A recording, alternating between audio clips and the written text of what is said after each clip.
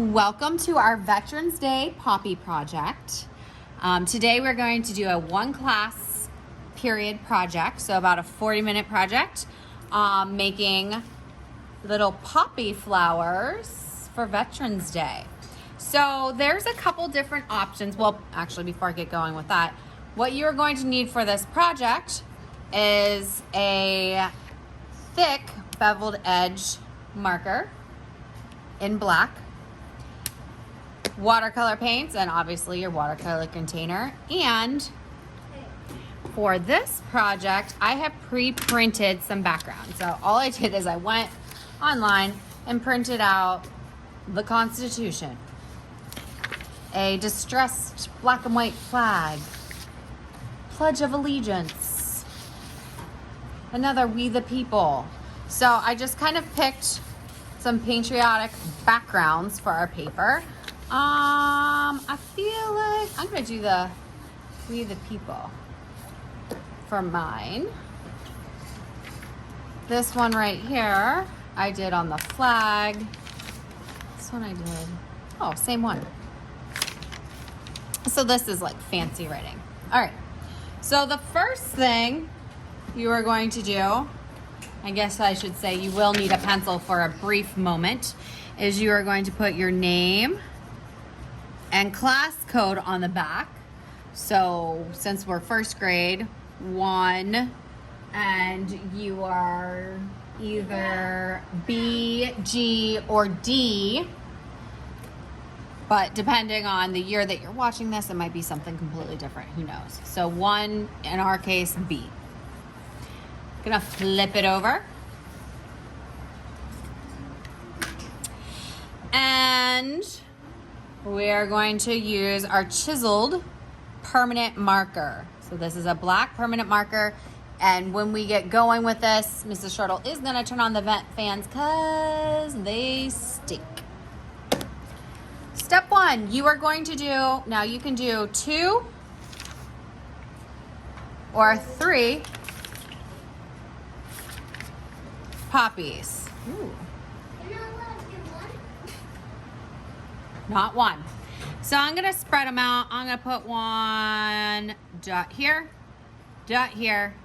and a dot here. 1, 2, 3. So that's step 1. Step 2, from these dots, we're gonna turn them into like blobby flowers.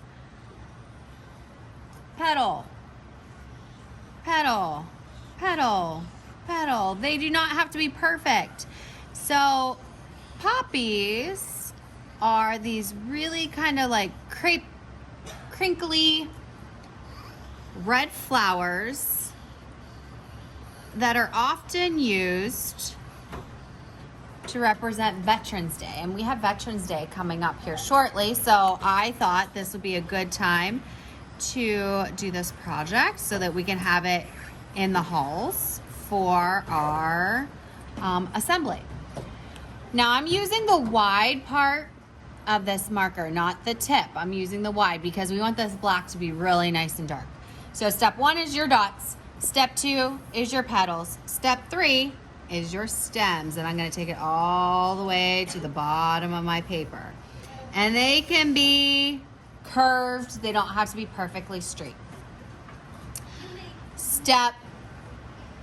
Along with step 3 are some leaves. So all I'm gonna do is align up and wiggle, wiggle, wiggle, wiggle, wiggle on one side.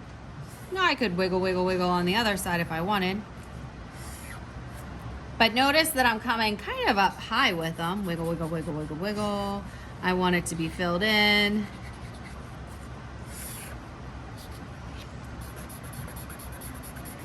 Could I do it on each side? Sure. Just wiggle, wiggle, wiggle, wiggle, like a really close jagged line there. So step 1 is your dot, step 2 is your petal, step 3 is your stem and your leaves. Step 4 are the centers of your peony. So it's kind of like a firecracker. Bam, bam, bam, bam, bam, bam, bam. The centers are black. Bam, bam, bam.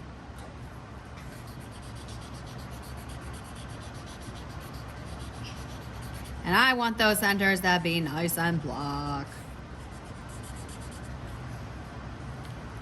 When I am done with that step, I've lost my lid. Oh, it fell.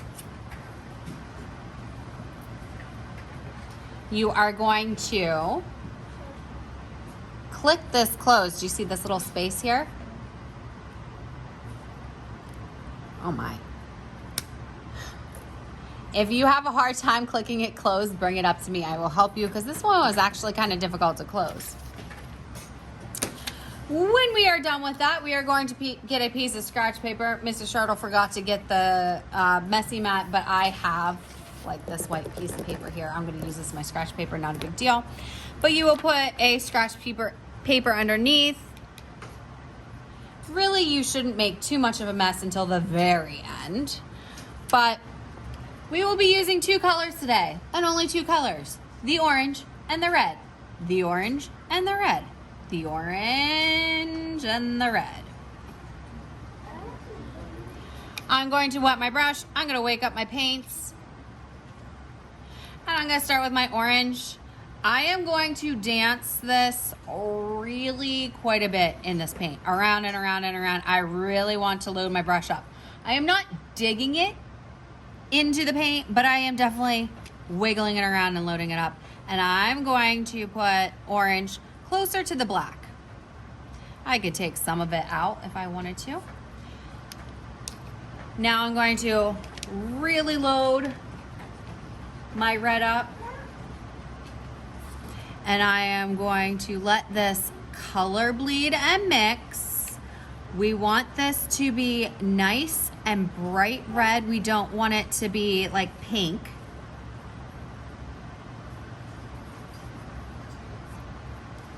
I don't know why I'm cleaning my brush out. Because I'm going to do the same thing. And this does not have to be perfect. To all 3 flowers. Ready? Here we go.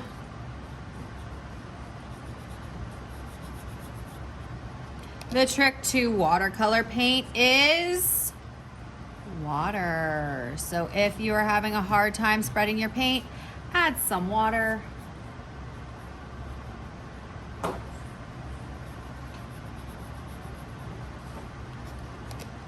That's looking a little pink. I'm gonna just load my brush up. Wiggle, wiggle, wiggle, wiggle, wiggle. I want it to be nice and red.